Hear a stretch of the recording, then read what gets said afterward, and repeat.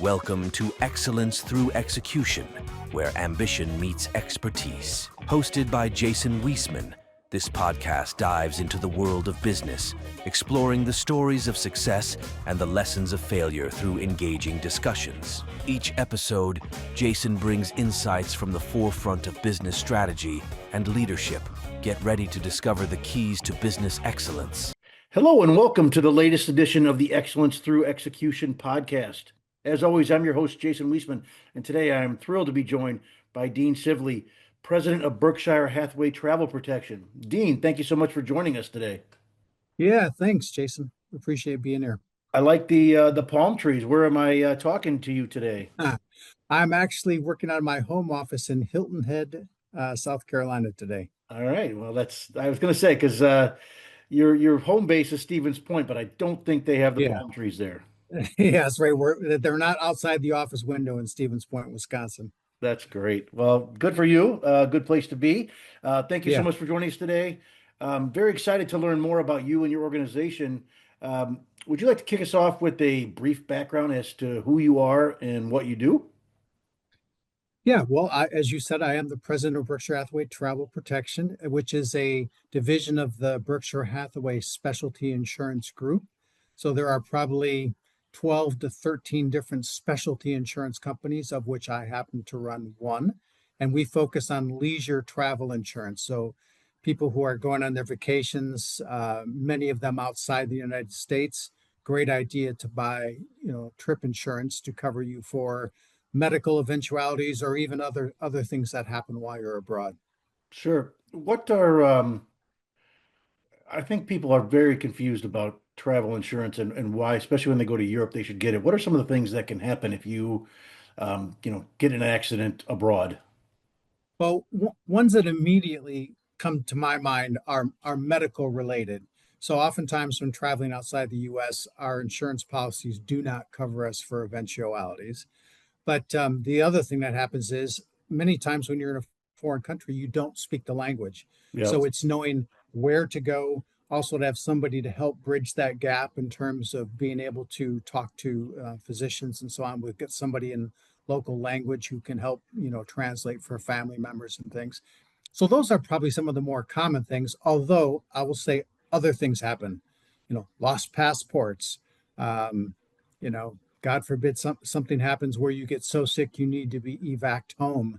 Those are huge, huge expenses, which most people, cannot recover from financially that, the insurance company will bear. And oftentimes it's just for some guidance. They need somebody to talk to about something that's going on. And so, they'll give us a call. And then, of course, there are delayed flights, lost baggage, and things like that, all of which, we're helpful for and happen on a more frequent basis as well. So, if I have, my own health insurance and I get sick or go to the hospital for a company, am I covered, or is that just not going to be something that my insurance is going to pay? It varies by insurance company, so I can't say categorically one way or the other. But there are the risks that you are not covered, and certainly that can be the case. The other is that it will act as primary in most cases, so that, which is what you prefer, because oftentimes when you're in foreign residences and you're in a hospital, they'll want to get payment in advance. And so a lot of regular insurance companies struggle with that. We can make those arrangements. And the other thing is you'll want to know where to go. What's the closest facility to me? What's one that's a better facility for a particular type of situation that you may be, encountering. So, that's why it's so good to have an assistance company and a travel insurance policy. Sure. Excellent. Well, you weren't always involved in travel insurance. Kind of walk us through some of the highlights of your career. If I, as people look at your LinkedIn page that I'll put in the notes, there's a lot of interesting companies there. Would like to hear some. Yeah, I didn't actually, think about when I was in college that I would be working in travel insurance. So, in some ways I'll take you back there because I think it's interesting for especially young entrepreneurs and things to think about some of the things that I went through. And that was, I was in school, playing a sport, of course, and thinking at the time that I was going to play professional sports, Of maybe course. not focusing as much on college as one should. But one thing that happened as I got closer to graduating, I was in my junior year, some of the requirements for my degree, which was general business and accounting and specifically, were taking me to have to take computer classes. And at the time, now this may sound like kind of crazy, but back in 1980s when I was going to school, it wasn't a foregone conclusion that computers were going to be such an important part of our lives. Sure. And so by taking some of the programming courses, I thought, this is going to transform a lot of how jobs work at the time. And I would say much like AI today, Yeah. but this is back then. And so I said, you know what? I'm going to take an extra year and get a second emphasis and get an emphasis in computer science. And that kind of has shaped a lot of my career because what I'd say is I started off at Accenture, which is a large public accounting firm and consulting firm. Yep. Having both those specialties allowed me to obtain positions to move up more quickly and gain a very broad experience rather than being, pigeonholed or put into, one certain type of thing. And I managed to parlay that from, Accenture to going to a client, being at a client for a while, and then had a career at Duracell Batteries for 13 years almost, and worked all over. But Yeah. because of the computer background, I was able to, move quickly, eventually winding up in Europe and Well, working in the audit function, kind of looking at computer audit, so that taking advantage, just getting to use some of the computer things as well. And sure. it was a time when computers, this is back in the early 90s, where computers were taking on more and more importance in companies in terms of how they're going to go to market, how to differentiate and things. And there was a position that opened up, which required me to actually take some risk, leave the U.S. Social Security system, become Oh, a wow. member of the UK, and I was living in London at the time, London area, and parlayed that into being head of IT for Europe, Africa, and Pacific, and then had an opportunity with that same company to go back to the U.S. They were going public, Duracell Batteries, as Okay. part of a large corporation. Yep. They were getting taken private by KKR, Yep. and got a chance to go back and head up U.S. IT, which I did for a number of years. And then it kind of came time to decide where my career path was going to go. And Duracell encouraged me to go back to school. I went back to Columbia and got a executive MBA in New York. And then, came out of that and then kind of since then have always worked in businesses as either a president CEO role, but focused on technology as a differentiator.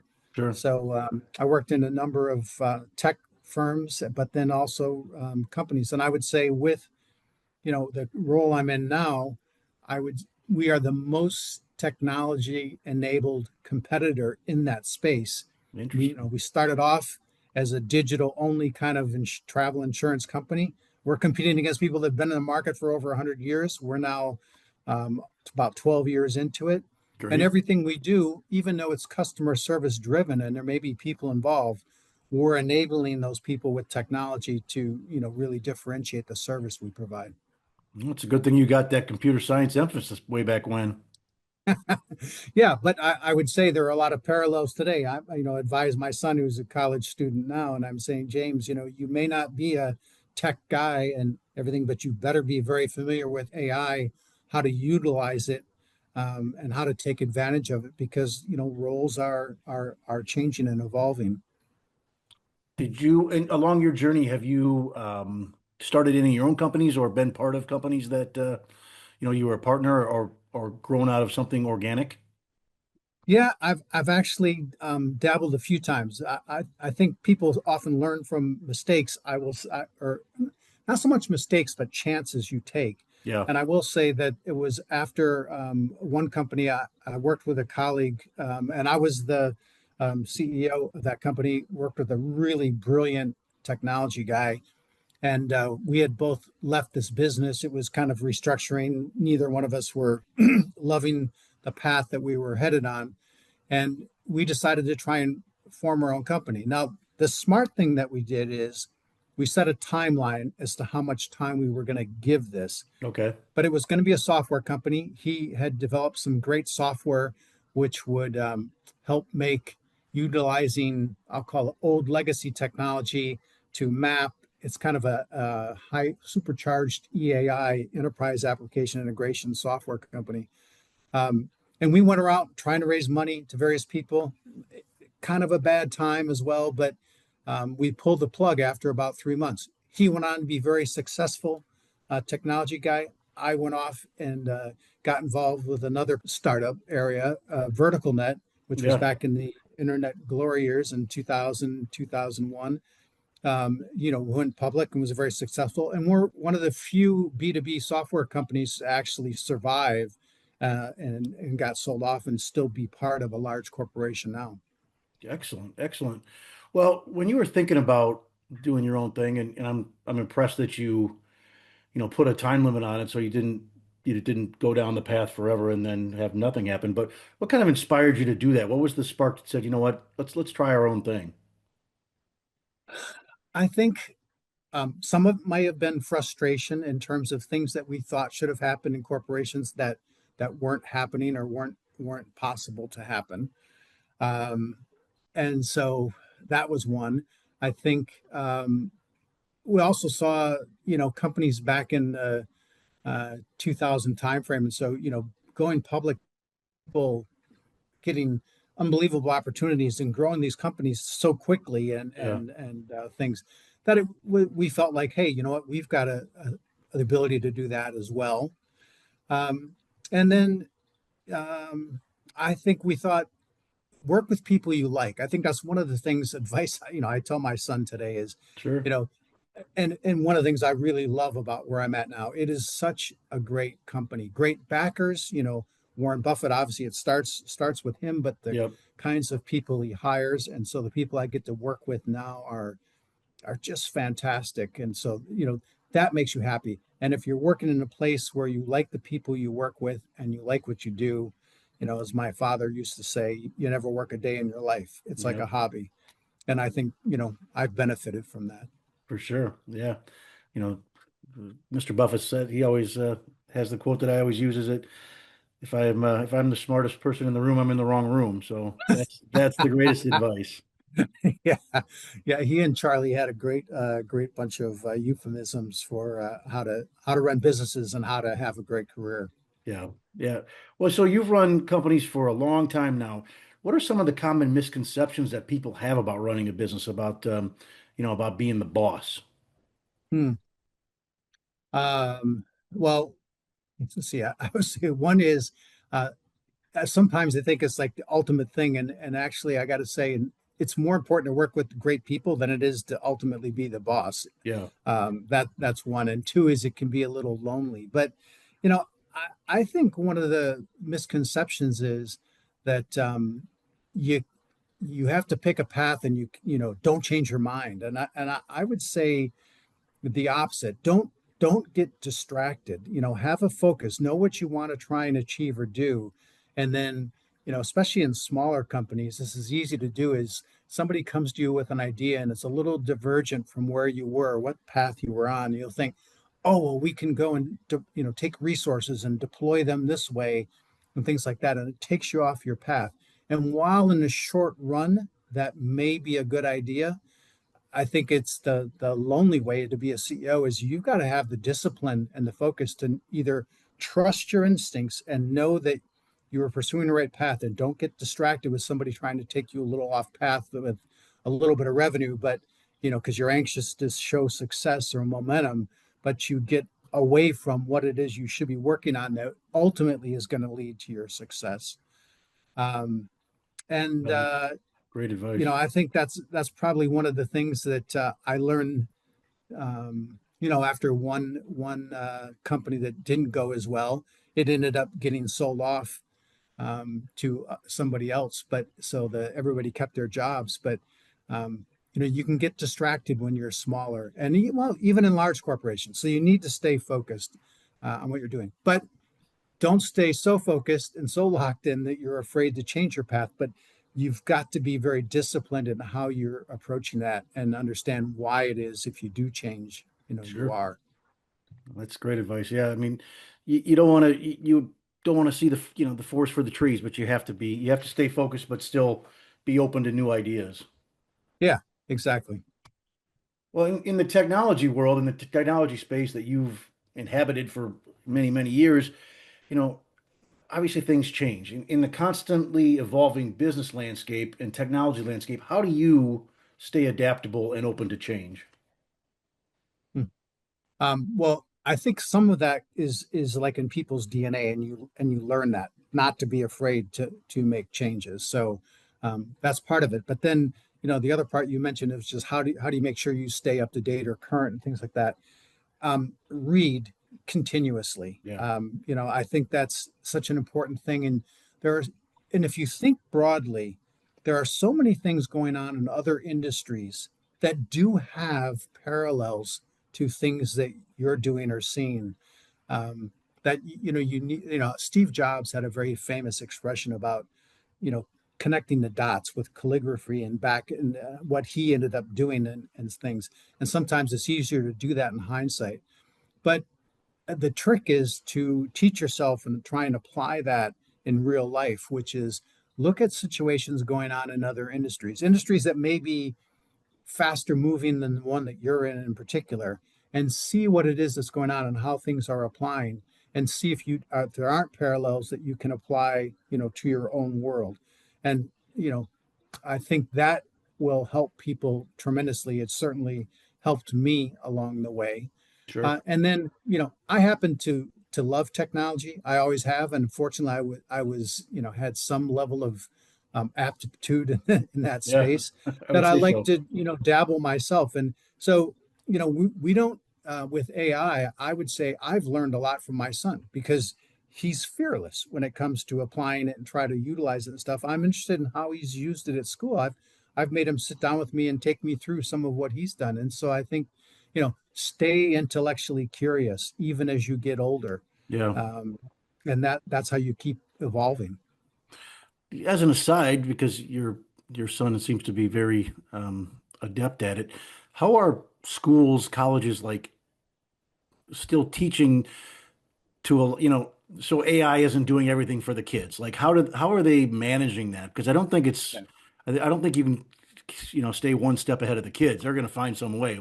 How do you think they're handling that? Yeah, it's a great question, Jason. I think um, one of the things that I've observed that some of his professors do, and I think it's very smart to do, is they let them use it for assignments, but in tests, they do the tests in the room and no computers. Yeah, Okay, so then it's based upon what knowledge they have acquired and things like that, and they're checking their thinking and their logical processes. So um, that's certainly one way. Um, and then see, I had another thought, but now I've lost that train of thought. But I think, oh, I know what it was. I was going to say, what's interesting is that with AI, of course, some of the concern was that students were just using it and not really learning. yeah, Now the concern has been kind of switched around to professors utilizing it to teach and not really teaching. They're yeah. using it to do all their lesson plans and things like that. So again, I think like a lot of things in life, balance is a good thing, and you find ways to test that out. But I think one of the smart things they've done is they do have tests or interactions in classroom where they say, okay, you got to put Put your computers laptop away. Yeah. things down, and then let's have a discussion and see what you know. Yep, it's not coming anymore. It's definitely here. But as we talk about AI in the future, can you offer us kind of a glimpse of some of your future plans for you and for your organization? Yeah, some of the things I think it's gotten um, exciting with is, obviously claims are a part of insurance business, but unfortunately, fraudsters have gotten more and more sophisticated with their use of technology and Sure. things, and so we've had to get a lot smarter about detecting fraud. And so, one of the applications is to learn, scan documents and learn how to detect what may be fraud so you can investigate further and see, make sure things are legitimate. And it's important companies like us do that because ultimately, otherwise, the cost of insurance goes up and everybody ends up paying it because Yeah. it becomes inefficient with paying fraudulent claims. But equally, there are exciting things you can do from an assistance standpoint. They're often, there are people who may call with questions, and you can, we've seen enough patterns and things like that that you can help get answers to people faster. You can use it as well for developing, products and things as well, with looking at historical data and using some of intelligence to help parse and see what possible conclusions or patterns are there, and then use human efforts to go really decipher and develop new products. So it's definitely a part of things, and there are so many good things that come from it. But like I said, the bad news is the fraudsters have also gotten Yeah. more sophisticated, and so it requires us to keep up and use it to help find those things. Yep. Yeah, I think it's the fraud that you're seeing across, all industries and even on your phone. It's amazing how they're always doing something. But we Yeah. it's a good thing you're out there watching out for us. But And Dean, this, the other thing is in a technology enabled business where you're writing code and things like that. I think with our IT group, we've helped make their jobs more meaningful and exciting. In other words, you can use it to generate some of the, I'll call it underlying and simpler code, and yeah, let them focus on some of the other things. So even in our development area, it can help make jobs more enriching and get them to, be able to work on the things that are, ultimately the art part of it cool as to well. them. Yeah, AI takes care of the basics and let the humans do the cool stuff. Yeah. Well, Dean, this has been awesome, man. I've learned a ton, and I'm sure that our audience has as well. Let me get you out of here on this.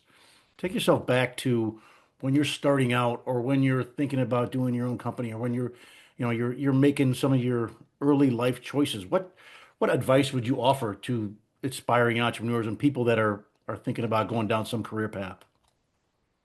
Hmm. Well, one for sure is don't be afraid to take risks when you're younger, especially because it's so correctable, with course corrections. So, um, I think that's one thing that sometimes people are a little too conservative with. And when you have good ideas, don't be afraid to pursue them, especially when you're younger, because before you have, kids and a family and all these other responsibilities, that's a great time to, pursue some of these things. And you know take some risks. Yeah, um, Other things I think are, as I say, follow things that you're passionate about. If you become really good at those, you can, one, have a great career, but two is, have a ability to, become wealthy if the opportunity is scale and manageable. And the sure. other thing is, work with great people. Yeah, As you mentioned, Warren had said, but it's true. You find yourself the smartest person in the room, find a new room. Keep challenging yourself to be around really great people, because I got to say, one of the things I love about our place as well is, because our turnover is so low. I think we have a great environment. You create a great environment for people. Turnover is lower. Man, you can get stuff done rapidly when people are working together and working well together. yeah, Um, so surround yourself with people like that, who care and who are going to not be afraid to work hard. yeah. Well, that's about the best advice you can give. Find great people and find what you love. So, well, Dean, this has been great. Thank Yeah. you so much for your time today. It was fantastic meeting you and learning more about your journey. Yeah, super, Jason. Thanks for having me on. All right. Well, that wraps up this episode of Excellence Through Execution. Thank you all for joining us. I look forward to seeing you in our next episode.